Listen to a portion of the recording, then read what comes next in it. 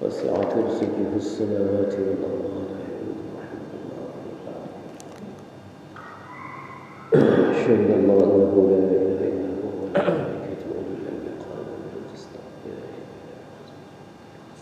لله ملائكة الملك تؤتي الملك من تشاء وتنزع الملك ممن تشاء وتعز من تشاء وتذل من تشاء بيدك الأمر إنك على كل شيء قدير تولج الليل في النهار وتولج النهار في الليل وتولج الحب وترزق من تشاء بغير حساب اللهم أجرني من النار وأجرني من النار أجرني من النار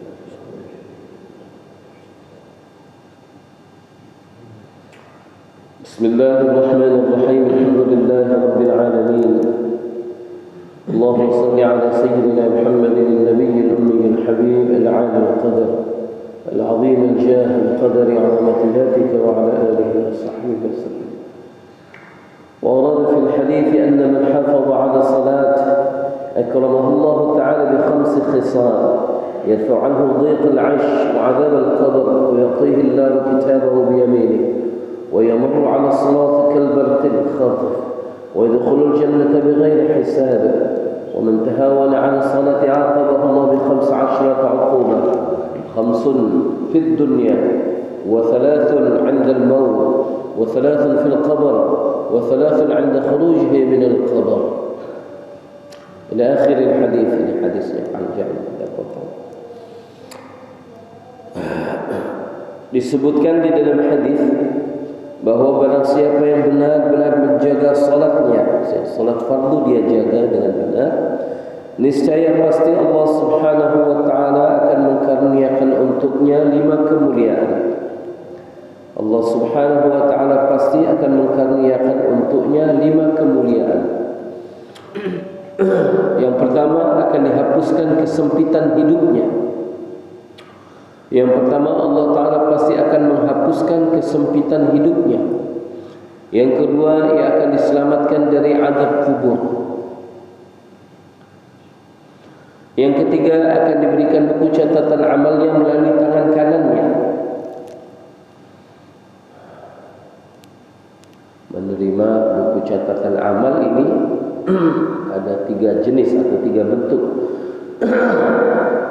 Ada yang menerima buku catatan amal dengan tangan kanan, ada yang menerima buku catatan amal dengan tangan kiri, dan ada yang menerima buku catatan amalnya dari balik punggungnya.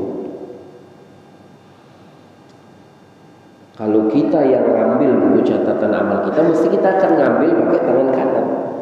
Masalahnya bukan kita ngambil buku catatan amal. Buku catatan amal setiap orang akan mendatangi orangnya.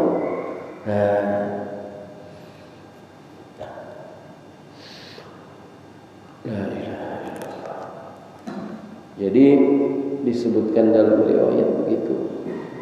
Jadi buku catatan amal setiap manusia akan mendatangi setiap pemiliknya masing-masing.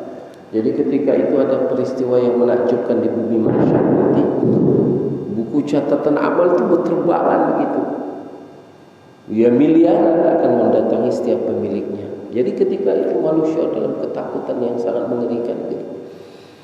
Dari arah mana buku catatan amal ini akan datang kepada saya?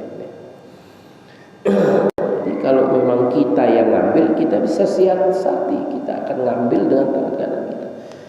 Kita berdiri begitu di bumi masyarakat. Setiap orang akan didatangi oleh buku catatan amalnya masing-masing.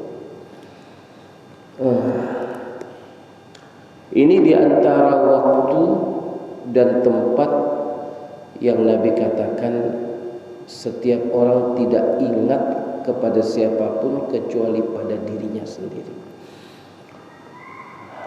Kita yang begitu sayang kepada anak-anak kita, kita nggak ingat pada mereka. Kita yang begitu cinta, begitu dalam cinta kita kepada istri kita, kita juga tidak ingat pada mereka. Sekalipun mereka ada di dekat kita, istri kita mungkin ada di hadapan kita, anak kita ada di sebelah kanan kita, tapi ketika itu benar-benar manusia nggak ingat apa-apa, nggak ingat siapa-siapa. Yang dia pikir dari arah mana buku catatan amal saya ini akan datang kepada saya. Di dalam surah Al-Haqqah Allah Ta'ala perinci bentuk manusia ketika itu, keadaan manusia ketika itu dalam menerima buku catatan amalnya masing-masing. Nah, sedikit saja kita buat mujahadah di dunia ini, sedikit saja.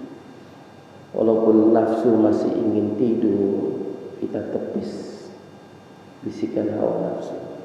Nafsu masih ingin ngobrol, bincang-bincang dengan teman, kita tepis itu, kita lawan sedikit.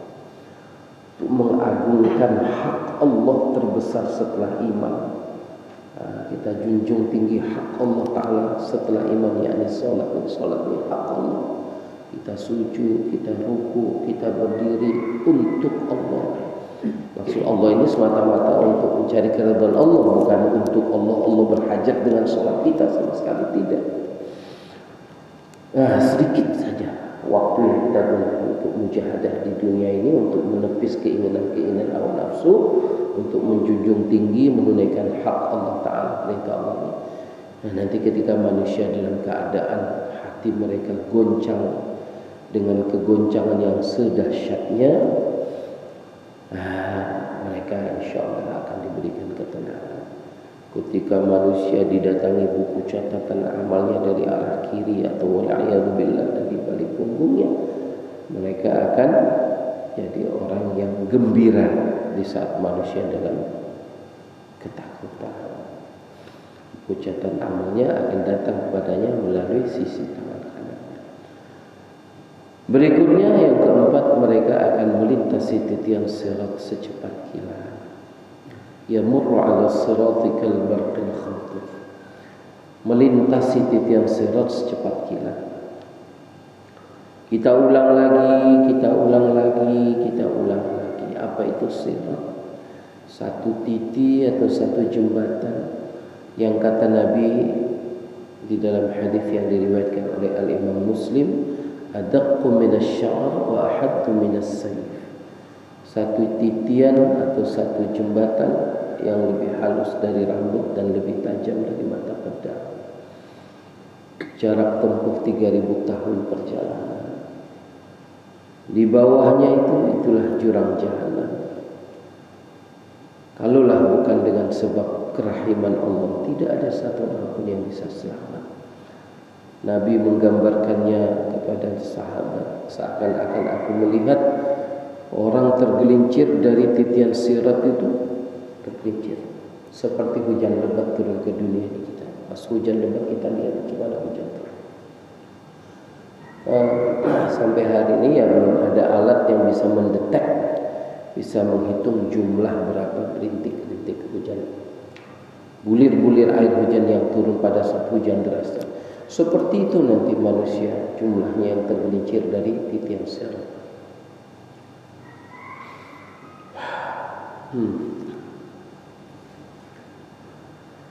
Bisa kok ada orang yang bisa nyebrang secepat kilat terus sampai ke seberang jembatan sana.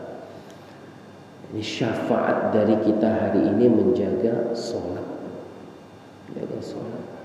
Dan ini juga kata Nabi, setelah ketika manusia menunggu didatangi buku catatan amalnya dari arah mana akan datang. Nah, pada saat setiap orang sampai gilirannya untuk nyebrang di atas titian sirat, ini pun adalah waktu dan tempat di mana setiap orang tidak ingat siapapun kecuali dirinya sendiri. Nah, sekali lagi, sedikit kita mujahadah di dunia ini, tekan nafsu, tepis bisikan hawa nafsu, untuk datang kepada Allah. Terlebih lagi di waktu-waktu sholat. Efeknya nanti kita akan dapat menyeberang di atas titian sirat. Tentu bukan dengan kebolehan kita, dengan kerahiman Allah, dengan syafaat amal. Hari ini kita jaga amal, besok amal akan jaga kita. Bahkan bukan nunggu besok sebenarnya bukan nunggu besok. Hari ini kita jaga amal, sejak saat ini sampai kapan-kapan amal itu akan jaga kita. Sekali lagi, hari ini kita sungguh jaga amal, sejak saat ini sampai kapan-kapan amal yang kita jaga itu akan kembali balik menjaga kita. Kemudian yang kelima, dia akan masuk ke surga tanpa hisab. Tanpa hisab. Kita ulangi, Nabi Agung Baginda Rasulullah Muhammad sallallahu alaihi wasallam telah bersabda, barang siapa yang sungguh-sungguh menjaga salatnya, maksudnya salat fardunya dia jaga dengan sungguh, niscaya pasti Allah Subhanahu wa taala akan mengaruniakan untuknya 5 kemuliaan. Yang pertama, akan dihapuskan kesempitan hidupnya. Yang kedua, akan diselamatkan dari azab kubur. Yang ketiga, akan diberikan buku catatan amalnya melalui tangan kanannya. Yang keempat, ia akan melintasi titian sirat secepat kilat. Yang kelima, ia akan masuk syurga tanpa hisab. Hadis-hadis yang seperti ini, kata para ulama, walaupun kita sudah berkali-kali mendengar, terus akan kita perdengarkan lagi, berkali-kali kita dengar, akan kita dengarkan lagi supaya membekas dalam hati. Sudah tahu tapi belum membekas. Sudah tahu membekas sedikit, terus diulang lagi. Sampai kapan kita ulang-ulang hadis-hadis seperti ini? Lagi dan lagi sampai kita enggak ada lagi di dunia ini. Terus akan kita ulang. Karena maksud kita mendengarkan hadis ini bukan untuk jadi ahli hadis. Mendengarkan hadis-hadis seperti ini bukan mau jadi penghafal hadis, bukan. Supaya nur hadis-hadis Nabi ini masuk dalam hati, membekas dalam hati. Kata ulama, tanda nur kalamullah, nur hadis Nabi sudah masuk dalam hati. Tanda kalamullah, hadis Nabi ini membekas dalam hati, efeknya pada amal. Sebaliknya, barang siapa yang menjaga, barang siapa yang meremehkan atau menyia-nyiakan salatnya, maka Allah Subhanahu wa taala akan menyiksanya dengan 15 siksa yang pedih. 5 siksa ketika di dunia, 3 siksa pada saat kematian, 3 siksa nanti di dalam kubur, dan 3 siksa pada saat kebangkitan. Yang pertama, 5 siksa ketika di dunia. Yang pertama, akan dicabut keberkahan umurnya.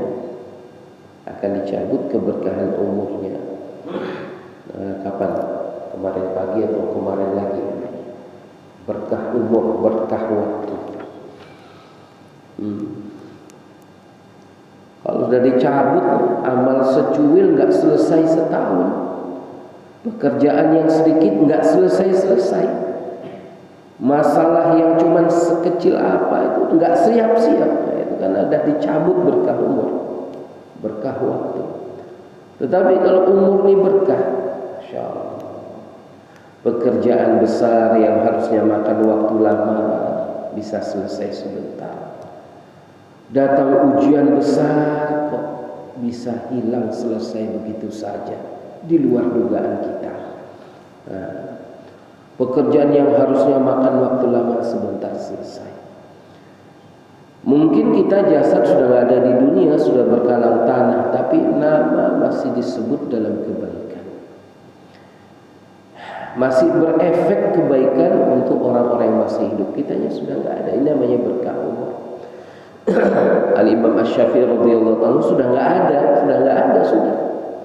Tetapi ucapan beliau itu masih terus mencahayai orang yang masih hidup sampai sekarang.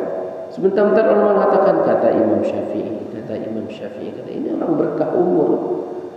Sudah wafat kapan-kapan, tapi seakan-akan masih hidup di tengah-tengah umat dan mencahayai umat. Ini namanya berkah umur. Tapi kalau dicabut berkah umur, ada wujuduhu ka'adami, adanya kayak enggak ada saja di tengah-tengah masyarakat.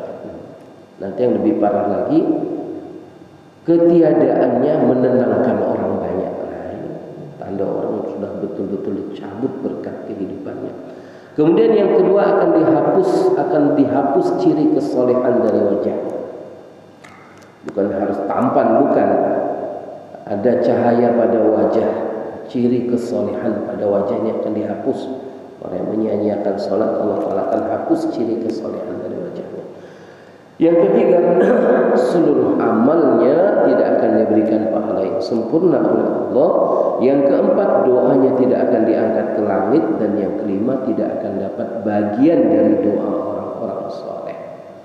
Wali Allah pun doakan enggak berefek, tidak dapat bahagian dari doa orang-orang saleh. Tiga siksa pada saat kematian bagi orang yang meremehkan sholat, menyia-nyiakan sholat. Yang pertama, ia akan mati dalam keadaan hina, aib, na'udzubillah. Dia akan mati dalam keadaan hina. Yang kedua, dia akan mati dalam keadaan sangat-sangat kelaparan. Yang ketiga, ia akan mati dalam keadaan sangat-sangat kehausan. Sekiranya pun diberi minum air seluruh lautan di dunia ini, tetap tidak akan mengurangkan sedikit pun rasa dahaganya. Apalagi hilang, kurang sedikit pun tidak dahaga itu. Tiga siksa pada saat ia di dalam kubur. Yang pertama, ia akan dihimpit oleh kuburnya sehingga tulang rusuk kiri dan kanannya akan saling bersilang satu sama lain. Yang kedua, akan dinyalakan api di dalam kuburnya dan ia akan diguling-gulingkan di dalam api itu siang dan malam sampai hari kebangkitan. Wal'iyadzubillah. Dan yang ketiga, Allah Subhanahu wa ta'ala akan memasukkan ke dalam kuburnya ular yang berbisa yang bernama Syuja'ul Aqra. Syuja'ul Aqra, yang kedua matanya dari api, kuku-kukunya dari besi yang panjang, setiap kukunya sepanjang sehari perjalanan. Loh, di dunia ini ular nggak ada kukunya, kok ini ada kukunya ya. Ular asli itu ular akhirat. Kalau di dunia cuma bayang-bayang, hanya sekedar bayang-bayang saja pun sudah membuat manusia sudah tidak bisa tenang hidup. Jadi yang di dunia cuma bayang-bayang, ular yang sebenarnya itu nanti di akhirat. Seperti kemuliaan di dunia ini hanya, kalaupun orang mulia itu hanya bayang-bayang. Kemuliaan yang sesungguhnya kemuliaan akhirat. Kesenangan yang sesungguhnya kesenangan akhirat. Kalau di dunia ini senang pun hanya bayang-bayang. Susah pun kalau di dunia ini kita katakan susah, pedih, menderita, hina, itu cuma bayangan. Kalau yang bayangan pun kita sudah nggak mampu mikulnya, bayangkan kalau yang sebenar-benar susah, sebenar-benar pedih, sebenar-benar hina, bagaimana nanti? Jadi ini semuanya serba bayangan. Ular yang sebenar-benarnya mulai tampak nanti ketika dikubur. Syuja'ul Aqra, kedua matanya dari api, kuku-kukunya dari besi, panjang setiap kukunya sepanjang sehari perjalanan. Ular itu akan mendesis, desisnya seperti suara halilintar yang menyambar di dunia ini. Akulah Syuja'ul Aqra, dia berseru, akulah Syuja'ul Aqra. Allah Rabbku telah menyuruhku, memerintahkanku agar menderamu, karena kamu telah melalaikan salat subuh hingga terbit matahari. Jadi bukan masalahnya nanti kita tidur nggak apa-apa, nanti kita qadha bangun jam 7, bangun jam 8 gitu. Bukan itu masalahnya. Persoalannya bukan hanya sebatas fikih, kata ulama. Fikih ini batas minimal amal agama. Bukan itu standar kesempurnaan agama, itu batas minimal. Kalau kita jalan, batas pinggir jalan masih katakan jalan tapi di pinggir. Kalau kepleset ya resikonya ke jurang. Tapi kalau kita di tengah-tengah, jadi ini bukan masalah apa, kita tertidur atau kita tidur nanti bangun jam 7 niat musollinya qadhaan, bukan itu. Masalahnya ketika satu orang itu meremehkan, menganggap sepele, melalaikan subuh hingga terbit matahari, walaupun nanti dia qadha. Nah, ini seruan Syuja'ul Aqra. Allah Rabbku telah memerintahkanku agar menderakan, karena kamu telah melalaikan subuh hingga terbit matahari. Karena kamu telah melalaikan subuh hingga terbit matahari. Allah memerintahkanku menderang karena kamu telah melalaikan zuhur hingga tiba waktu asar hingga maghrib hingga isya hingga subuh. Terus seperti itu. Setiap deraan atau setiap pukulan akan membenamkan si mayit ke dalam tanah sedalam 70 hasta, 70 meter ke dalam sekali hempas. Terus dicungkil lagi, dihempas lagi, dicungkil lagi, dipukul lagi. Terus menerus seperti itu. Dan dia akan terus disiksa seperti itu terus menerus di dalam kuburnya sampai hari kebangkitan. 3 siksa pada saat kebangkitan. Yang pertama, dia akan dihisab sangat berat, dengan sangat berat. Allah akan murka kepadanya dan dia akan dicampakkan ke dalam jahanam dengan penuh kehinaan. Semoga Allah karuniakan kita taufik, kefahaman, kecintaan kepada Allah, kecintaan kepada amal. Diberi taufik untuk menjaga amal, jangan menyepelekan amal. Niat kita amal kita sampaikan untuk teman-teman kita yang lain. Sallallahu